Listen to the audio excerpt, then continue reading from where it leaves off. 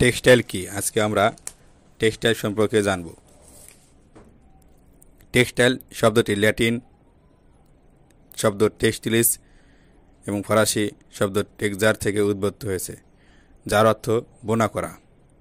এটি শুধুমাত্র বোনা কাপড়ের ক্ষেত্রে উল্লেখ করা হয়েছে, অর্থাৎ টেক্সটাইল শব্দটি সর্বপ্রথম ওভেন বা বোনা কাপড়ের ক্ষেত্রেই ব্যবহৃত হতো। কিন্তু বর্তমানে এই টেক্সটাইল শব্দটি একটি বহুল ব্যবহৃত শব্দ, যার মধ্যে রয়েছে সকল প্রকার ফাইবার, যেমন তুলা, পাট, উল, সিল্ক, হেম্প ইত্যাদি, এবং সমস্ত প্রকার প্রক্রিয়া যেমন উইভিং, নিটিং, ডাইং, ফিনিশিং ইত্যাদি, এর সবগুলোই টেক্সটাইলের মধ্যে অন্তর্ভুক্ত। অর্থাৎ টেক্সটাইলের কাঁচামাল থেকে শুরু করে গার্মেন্টস ফিনিশিং পর্যন্ত যতগুলো প্রসেস আছে, এ সবগুলোই টেক্সটাইলের অন্তর্ভুক্ত।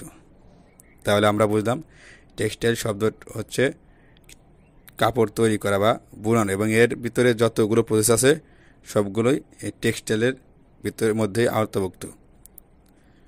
বর্তমান যুগে এই টেক্সটাইল ছাড়া চিন্তাই করা যায় না।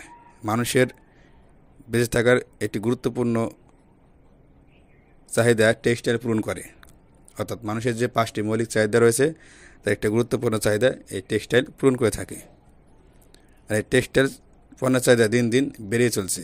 মানুষের জন্ম থেকে মৃত্যু পর্যন্ত টেক্সটাইলের চাহিদা রয়েছে।